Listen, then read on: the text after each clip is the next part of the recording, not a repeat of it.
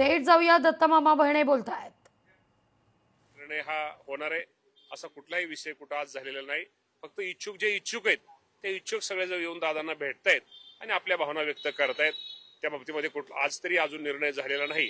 पण जो काही निर्णय शेवटी स्थानिक पातळीवरच्या निवडणुका असतात, स्थानिक पातळीवरती जे राष्ट्रवादी पक्षाच्या जागा कशा जास्त निवडून येतील त्यासाठी कार्यकर्त्यांनी काय केलं पाहिजे किंवा कुठला निर्णय घेतल्यानंतर राष्ट्रवादी काँग्रेस पक्षाला त्याचा फायदा आहे तो पाहून निश्चित प्रकारे खाली निर्णय घेतले जातील.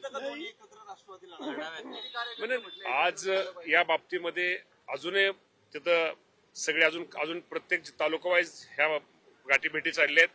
अजून या बाबतीमध्ये सगळ्यांचं मत ऐकल्यानंतर या बाबतीमध्ये आमचे नेते अजितदादा पवार साहेब हा योग्य तो निर्णय घेतील. नाही अजून आता मुलाखती चालू आहेत ना, आता मुलाखती अजून चालू आहेत.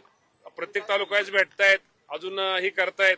त्यामुळे आता शेवटी त्या कार्यकर्त्यांचं भावना, कार्यकर्त्यांचं मत काय मी एकट्याने म्हणण्यापेक्षा किंवा कुणी एका नगरपालिकेने म्हणण्यापेक्षा संपूर्ण जिल्ह्यातल्या कार्यकर्त्यांच्या प्रत्येकाच्या वेगवेगळ्या नगरपालिकेच्या वेगवेगळ्या ठिकाणच्या वेगवेगळ्या भावना आहेत. त्या बाबतीमध्ये निश्चित प्रकारे या बाबतीमध्ये आमचे नेते अजितदादा पवार साहेब निर्णय घेतील. आहेत ना काही कार्यकर्त्यांच्या भावना आहेत, नाहीत असं नाहीत, भावना आहेत, 100% आहेत.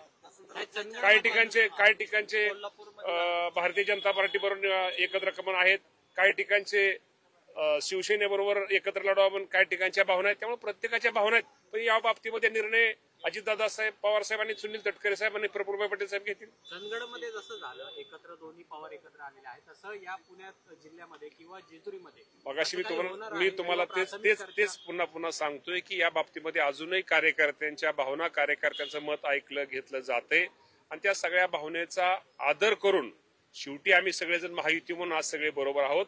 परंतु शेवटी कार्यकर्त्याचा आणि त्या परिसरातला त्या गावा नगरपालिकेच्या हद्दीतला सगळ्या प्राप्त परिस्थिती विचार करून जास्त राष्ट्रवादीची कशी सीट निवडून येतील यासाठी योग्य तो निर्णय शेवटी कार्यकर्त्यांची भावना ऐकल्यानंतर दादा, तटकरे साहेब आणि प्रफुल्लभाई घेतील.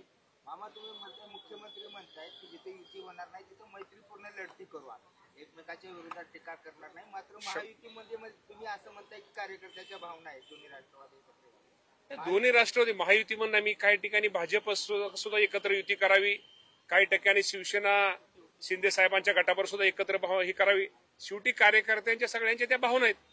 त्या भावना जरी सगळ्यांच्या जरी गेल्या तरी शेवटी निर्णय हा अजितदादा पवार साहेब, तटकरे साहेब आणि प्रफुल्लभाई घेतील.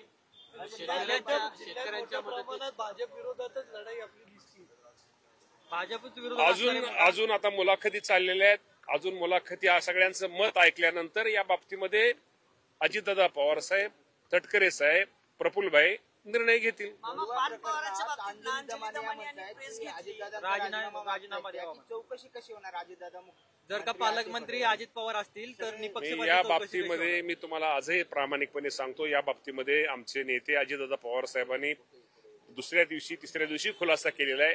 त्या बाबतीमध्ये अजितदादा पवार साहेबांनी त्या गोष्टीवरती खुलासा केल्यानंतर माझ्यासारख्या कार्यकर्त्यांनी इतर त्याच्यावरती भाष्य करणं बरोबर नाही. कुठलाही आरोप असू द्या, शेवटी पुढचा माणूस आरोप करत असतो. पण या बाबतीमध्ये स्वतः अजितदादा पवार साहेबांनी खुलासा केलेला आहे. त्यामुळे खुलासा केल्यानंतर तो खुलासा परत माझ्यासारख्याने खुलासा करणं बरोबर नाही. शेतकऱ्यांच्या मदतीचा प्रश्न आहे. तुम्ही म्हणले होते 15 दिवसामध्ये मदत करू, आता 15 दिवस 100% शेतकऱ्यांच्या साधारणतः 20,000 कोटीपर्यंत शासनाचे GR निघालेले, आजही GR निघतायत. मी तुम्हाला एवढंच सांगतो की आता बऱ्यापैकी शेतकऱ्यांच्या खात्यात पैसे जमा होतात. इव्हन रब्बीचे पण 10,000 रुपये जे आपण प्रत्येक हेक्टरी जाहीर केले होते तेही आता मदत सुरू, ते पण GR निघायला सुरुवात झालेली आहे.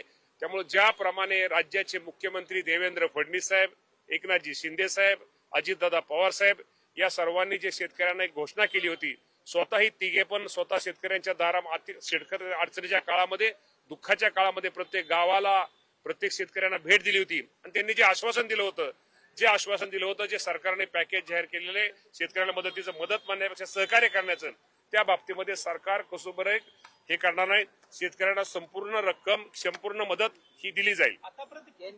आतापर्यंत 20,000 कोटीपर्यंत GR निघालेले आहेत. लोकशाही मराठी ऐका, पहा, जागरूक रहा.